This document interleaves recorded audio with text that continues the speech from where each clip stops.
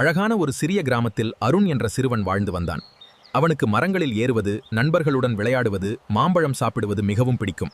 ஒரு வெயிலான மதியத்தில் அருண் இனிமையான மாம்பழத்தை சாப்பிட்டு மிகவும் மகிழ்ச்சியாக இருந்தான். மாம்பழத்தை சாப்பிட்ட பிறகு அதன் கொட்டையை அருண் கவனமின்றி தரையில் எறிந்தான். அருண், அந்த கொட்டைய நட்டால் அது ஒரு நாள் பெரிய மரமாக வளரும், பலருக்கும் உதவும். தாத்தாவின் வார்த்தைகளை கேட்ட அருண் சிறிய குழி தோண்டி அந்த மாம்பழக் கொட்டையை மண்ணில் நட்டான். ஒவ்வொரு நாளும் அருண் அந்த விதைக்கு தண்ணீர் ஊற்றினான். நாட்கள் மெதுவாக கடந்து சென்றன. ஒரு நாள் மண்ணிலிருந்து ஒரு சிறிய பச்சை முளை வெளியே வந்தது.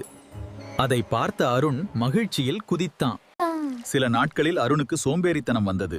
ஆனால் தாத்தா சொன்னார், நல்ல விஷயங்கள் மெதுவாக வளர்கின்றன, பொறுமை மிகவும் முக்கியம்.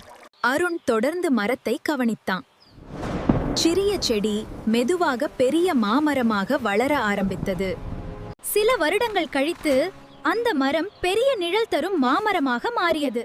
பறவைகள் கூடு கட்டின, குழந்தைகள் அதன் கீழ்.